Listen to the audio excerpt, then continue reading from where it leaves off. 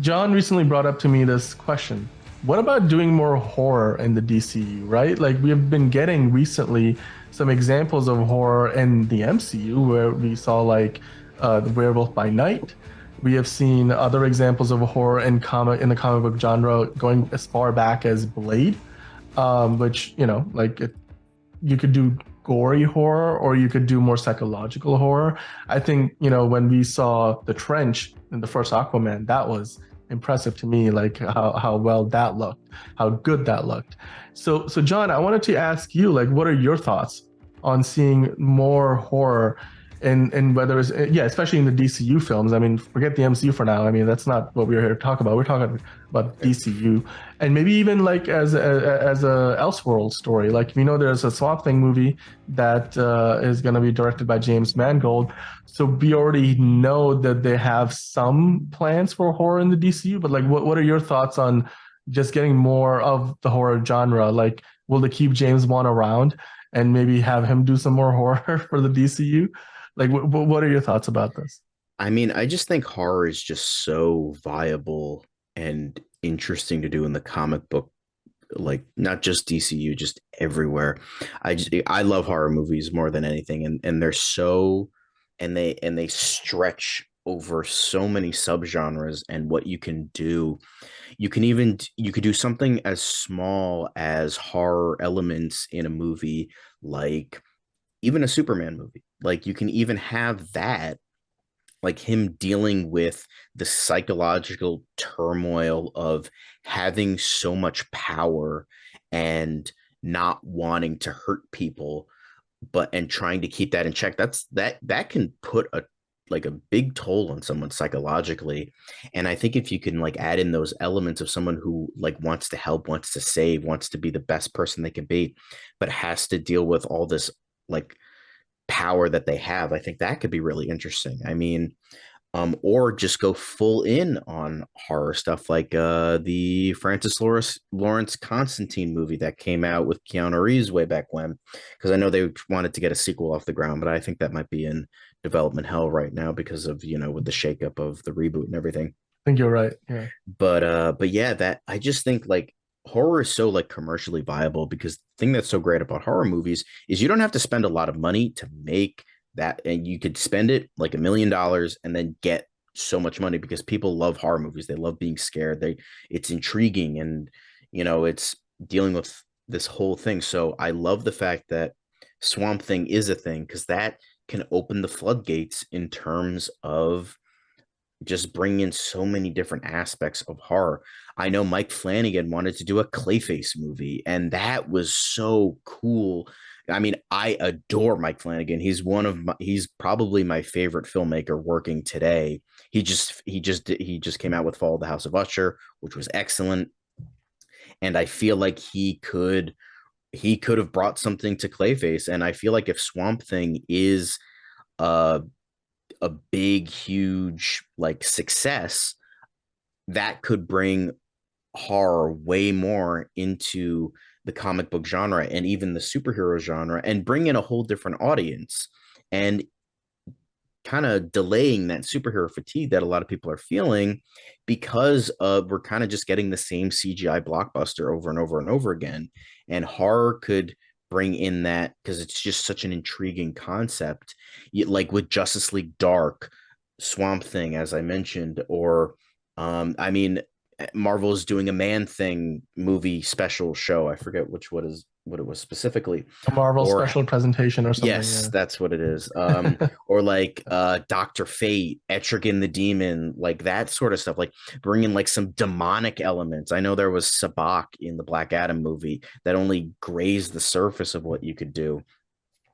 And then on top of that, that could also bring in other genres. I mean, when you think about it, remember phase one of Marvel, that was a different genre for everything. Wonder Woman was a war film. Thor was a Shakespearean drama, or and just it brings in so many intriguing aspects. Like Hulk is like a Jekyll and Hyde character, like keeping that monster inside of you and like not wanting to let that out, kind of what I was saying before. And the thing is, you can do something as like gory and as fun as like the recent Thanksgiving movie that just came out. You could do something that crazy and fun in, like Invincible brings in a Yeah. lot of horror aspects as well, and Well, that's the boys, the everything boys. I on mean, Amazon, all of anything on that. from Amazon, right? Yeah. So I Gen just think Gen Z. horror is an untapped market Yeah. for a lot of great comic book Yeah. movies and even superhero movies. I just think that would be so intriguing, bringing in an audience and opening the floodgates of what you can really do with superhero films. Yeah, absolutely. And you look at the recent history of DC films, and there's a lot of people behind the scenes, especially who have horror pedigree. James Exactly. Wan directed two Aquaman movies. He basically, got his career going with all the horror movies at New Line, and now Right. he's gone and got a deal with Blumhouse to do a lot of work with them. And David F. whether it's Sandberg, James, director of the Shazam movies. Yeah. yeah, exactly, and So he's many going back to horror doing that. filmmakers. So many horror filmmakers are Yeah, in the superhero genre. Of course, right. And when I say that, I can't think of any right now, but James Wan and David F. Sandberg are the biggest ones. And yeah. that would just be, I I mean, mean, Andy Andy Muschietti. Muschietti. Andy Muschietti Yeah, is also, he's doing Brave and the yeah, Bold. He did The yeah, Flash already. Like, just like, I feel like they can make that jump. And so, hey, yeah. if the directors of these great films can make that jump, why not the actual genre itself? Come on, let's do Well, that. and That would even be great. Like Walter Hamada, who was in charge of DC for a number of years there, like he just recently left a year ago when James Gunn came in with the DC Studios revamp. Walter Hamada, like he came over from New Line Cinema to Warner Brothers, and he was basically given the lead with the DC franchise. I mean, not so much like the only person who's in charge. It was sort of a Right. rule by committee, but even so, he was primarily brought in as an executive because they thought like, hey, look, you've got a track record over at New Line of making these low budget movies that go out and then make their budget back like 5 or 10 fold. Mm-hmm. Like that's the kind of financial success we want you to have with DC. We wanted you to, come in and make these movies with the smaller, more limited budgets, and then, make them these outsized successes. And while I don't think that plan necessarily played out quite the way it should have, Mm-hmm. he definitely laid the groundwork for doing a lot of that. I know that Trench movie never ended up happening. I would still love to see it, maybe even as an Elseworld story one day. Maybe we'll get more of that in the new Aquaman movie. That'd be wonderful to see as well. But when you look at it all around, DC and Warner Brothers and New Line Cinema specifically, they have some of the best horror talent and pedigree like in all of Hollywood. And I definitely think they can dig into that, inventory of fantastic storytellers from the horror genre, and give them a few movies to work on in the new DCU. And of course, they've already got a good head start with James Mangold and Swamp Thing.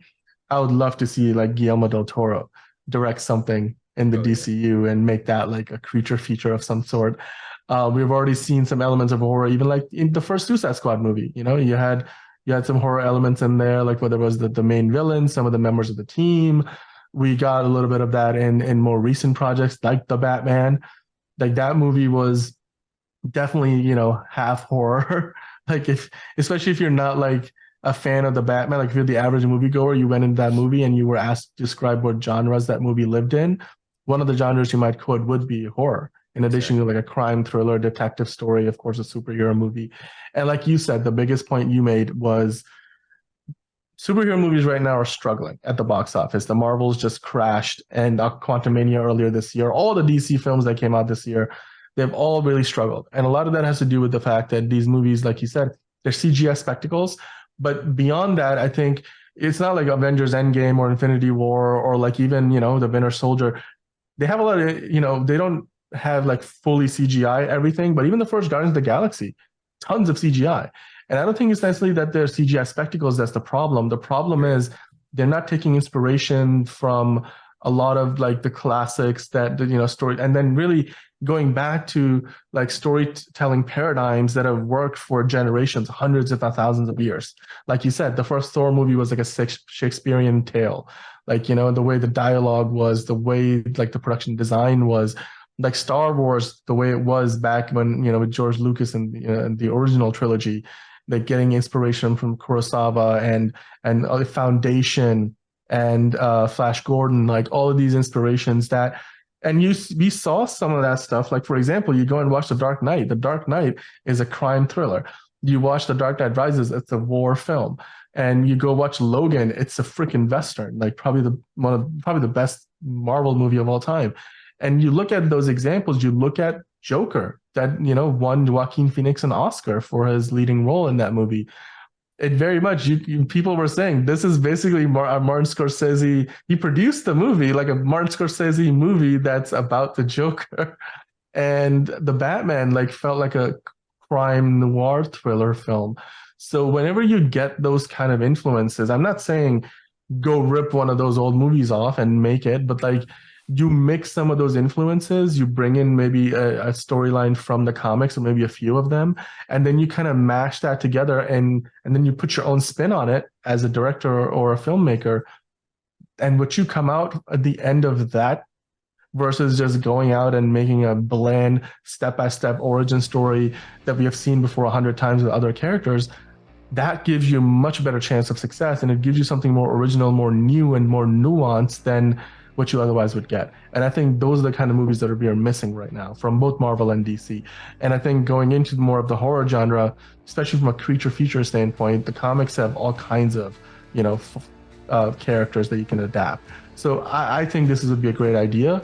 Guys, let us know in the comments below what you think about this. Would you like to see more horror elements, certainly more horror-inspired stories being told in the new DCU?